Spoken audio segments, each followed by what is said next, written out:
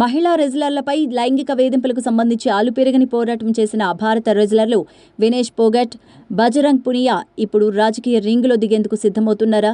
తాము ఢిల్లీ రోడ్లపై రోజుల తరబడి పోరాటం చేసిన కేంద్రం సరిగ్గా స్పందించలేదన్న ఆవేదనతో ఉన్న ఈ రెజ్లర్లు ఇప్పుడు నేరుగా రాజకీయ క్షేత్రంలో పోరాడాలని నిర్ణయించారా? అంటే తాజా పరిణామాలు చూస్తే అవుననే సమాధానం వినవస్తోంది.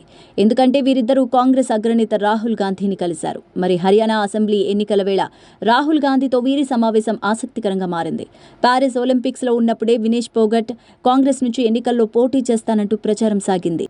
ఇటీవల పంజాబ్, హర్యానా సరిహద్దుల్లో అన్నదాతలు చేస్తున్న ఆందోళనకు వినేష్ పోగట్ మద్దతు తెలిపింది.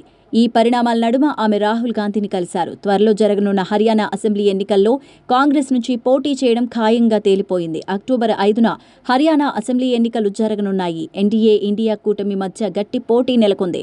మరోసారి అధికారం కోసం బీజేపీ ప్రయత్నిస్తూ ఉండగా ఈసారి ఎలాగైనా అధికారం దక్కించుకోవాలని కాంగ్రెస్ కూటమి ప్రయత్నిస్తోంది. ఇందులో భాగంగానే గెలుపు గుర్రాల కోసం హస్తం పార్టీ వెతుకులాట ప్రారంభించినట్లు సమాచారం. రెజ్లర్లు వినేష్ పోగట్, బజరంగ్ పునియాకు సీట్లు కేటాయించి విజయం సాధించాలని కాంగ్రెస్ వ్యూహాలు రచిస్తోంది. ఇదిలా ఉంటే ఎన్నికల్లో పోటీపై మాత్రం వినేష్ పోగట్ ఇంకా క్లారిటీ ఇవ్వలేదు.